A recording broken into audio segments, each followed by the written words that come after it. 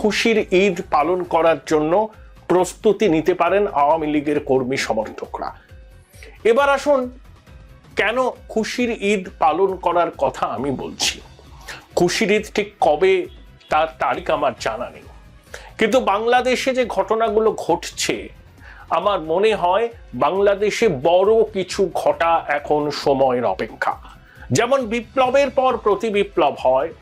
যুক্তরাষ্ট্রের নবনির্বাচিত president Donald ট্রাম্পের দাবি শেখ হাসিনা এখনও বাংলাদেশের প্রধানমন্ত্রী, জানিয়ে বিভিন্ন মহলে শুরু হয় আলোচনা। সিএনএর খবরে শিলমোহর, ট্রাম্পের শপথের পর দেশ ছাড়লেন আতঙ্কিত ইউনূস। এখনকার বিষয় শেখ হাসিনার অজ্ঞাতবাস শেষ হওয়ার পথে। হয়তো তারা থাকবে, নাহলে আমরা থাকবো, আপনাদের জবাব রাজপথে দেওয়া হবে।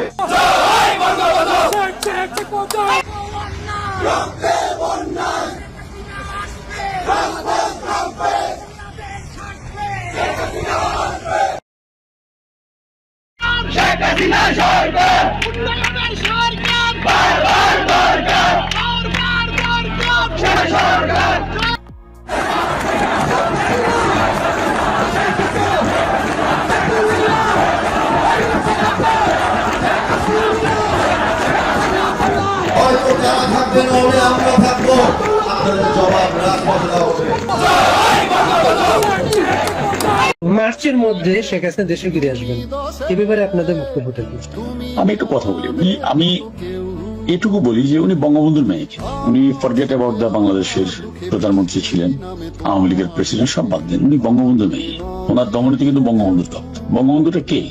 যিনি বলেছিলেন যে আমি বললে আমার লাশটা বাংলাদেশে পাঠিয়ে, যিনি বলেছিলেন যে মুসলমান একবার মরে দুইবার মরে না, আমি মানুষ, আমি মুসলমান। উনি তার মেয়ে, তার মেয়ে বাংলাদেশে ফিরবে আগামীকাল, এটা জানেন, এটাকে বলতে হবে ফিরবেই। আপনারা জানেন, আপনারা নিজেরাই জানেন যে দেশের মানুষ কেউ ভালো নাই। বাংলাদেশ আজকে হায়নার কবলে পড়েছে। মনে হচ্ছে যেন আজ আবার সেই 1971 সালের মতো হায়নাদের দখলে। এই ধরনের অবস্থায় যে দেশটা ধ্বংসের দিকে নিয়ে গেছে, কাজে আর সময় দেওয়া যায় না। সবাইকে এখন মাঠে নামতে হবে, প্রতিবাদ করতে হবে। আর জাতির পিতা প্রত্যাবর্তন দিবস হিসেবে সাধারণ মানুষের কাছে দাঁড়াতে হবে। যার যতটুকু সামর্থ্য আছে সেভাবে গরিব মানুষকে সাহায্য করেন, শীতে কম্বল কাপড় চোপড় যা পারেন তাই দেন, একটু খাবার দেন, তাদের পাশে দাঁড়ান। আর আওয়ামী লীগ সরকার থাকলে যে ভালো থাকে। আর আমি তো বাবা মা ভাই বোন সব হারিয়ে এসেছি। বাংলাদেশটাই আমার পরিবার, বাংলাদেশটাকে আমি আপন করে নিয়েছিলাম, বাংলাদেশের মানুষকে আপন করে নিয়েছিলাম। আমি ক্ষমতায় থাকতে তারা কেমন ছিলেন আর এখন কেমন আছে, এটা তাদের কাছ থেকেই জানার চেষ্টা করেন যে তারা কাকে চায়। আওয়ামী লীগ রাজনীতিতে ফিরে আসছে। ডক্টর মোহাম্মদ ইউনূস ভাগবার জন্য পথ খুঁজেন, পালানোর জন্য পথ খুঁজেন, তাড়াতাড়ি চলে যাওয়ার জন্য ওসিলা খুঁজেন। আলটিমেটলি তিনি যেতে তো পারবেনই না, তার সঙ্গে যারা যারা আছেন তাদের কারোরই পিঠের চামড়া থাকবে না।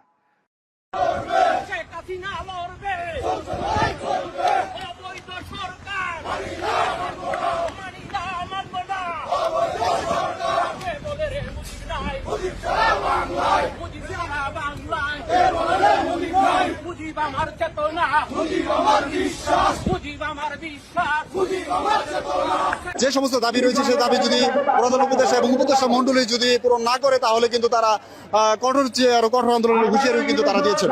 তারা বলেছেন যে কাল থেকে নবীনগর চন্দ্রা মহাসড়ক একদম শাটডাউন ঘোষণা করেছেন এবং এর পরবর্তীতে কিন্তু তারা আরো কর্মসূচি দিবেন বলেও তারা আমাদেরকে নিশ্চিত করেছেন।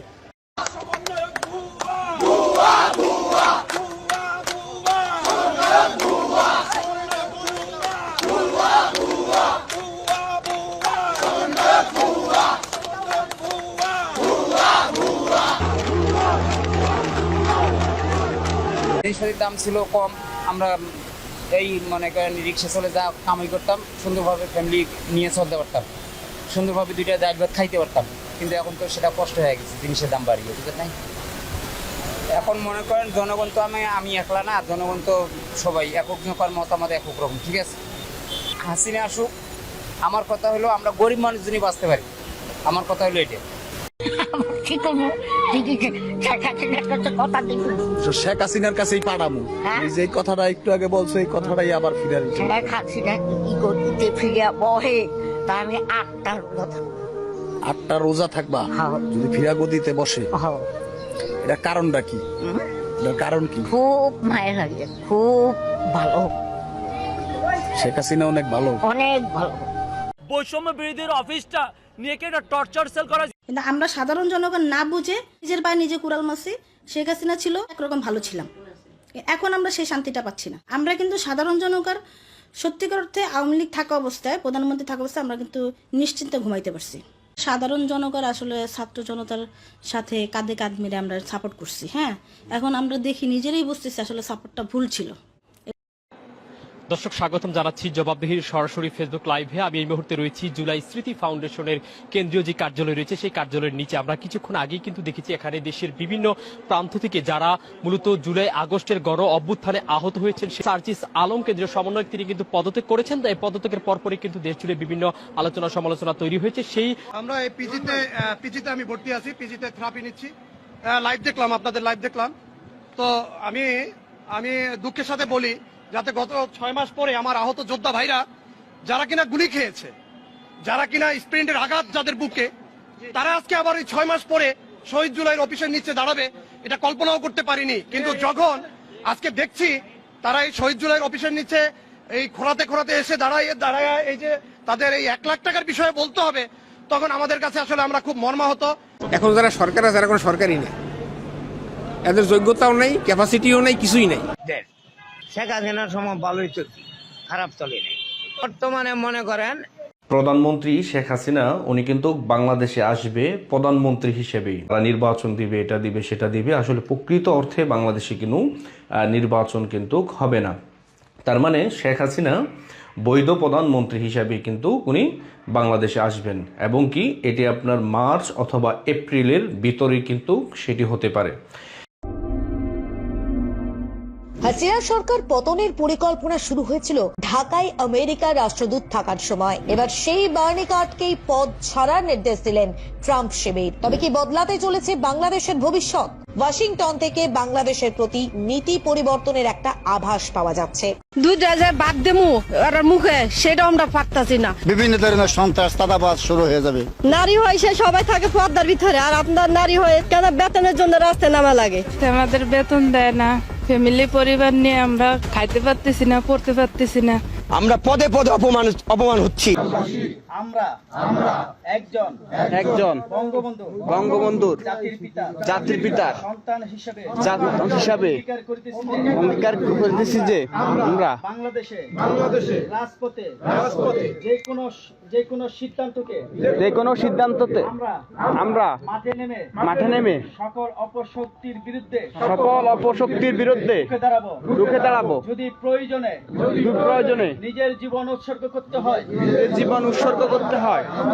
জয় বাংলা, জয় বাংলা। স্বাধীনতা 30 লক্ষ শহীদ, 2 লক্ষ মা বোনের সংগ্রামের বিনিময়ে মানচিত্রকে রক্ষা করতে প্রতি বিপ্লবী মধ্য দিয়ে আমরা বাংলাদেশকে রক্ষা করিব। আমরা মাননীয় প্রধানমন্ত্রী রাষ্ট্রনায়ক শেখ হাসিনার সিদ্ধান্তে অটল থাকিব। জয় বাংলা, জয় বঙ্গবন্ধু, জয় হোক শেখ হাসিনা। আমি হামিদ শিকদার, চিফ কমান্ডার 71-এর চেতনায় 24-এর গেরিলা বাহিনী। 2 মাস বসে এই বাহিনীটি সারা বাংলাদেশ জুড়ে তৈরি করেছি। আমার এই বাহিনীর সদস্য রয়েছে ইউনিয়ন, উপজেলা, জেলা, মহানগর, বিভিন্ন সরকারি সেক্টরে। যমুনাতেও আমার গেরিলা বাহিনীর সদস্য রয়েছে। আমি কোনো দল করি না, তবে 71-এর চেতনায় বিশ্বাসী। জঙ্গি আর রাজাকার সমন্বয়ক 71-এর বিপক্ষের যত শক্তি আছে কাউকেই বাংলাদেশের মাটিতে রাখবো না। অবৈধ ইউনুস ও গঙেরা পালানোর যে ছক এঁকেছে, ওই ছকের মধ্যেও আমার বাহিনীর সদস্য রয়েছে। ৭১-এর চেতনায় বিশ্বাসী শেখ হাসিনাকে জঙ্গি হামলার মাধ্যমে দেশ ছাড়তে বাধ্য করা হয়েছে ৫ তারিখ। ওই ৫ তারিখই বৈধ প্রধানমন্ত্রী শেখ হাসিনাকে গণভবনে বসাবো। এটাই আমার চ্যালেঞ্জ। পারলে ঠেকাও। বাংলার সাধারণ জনগণকে সাথে নিয়ে নিধন কর্মসূচি শুরু। Mission start.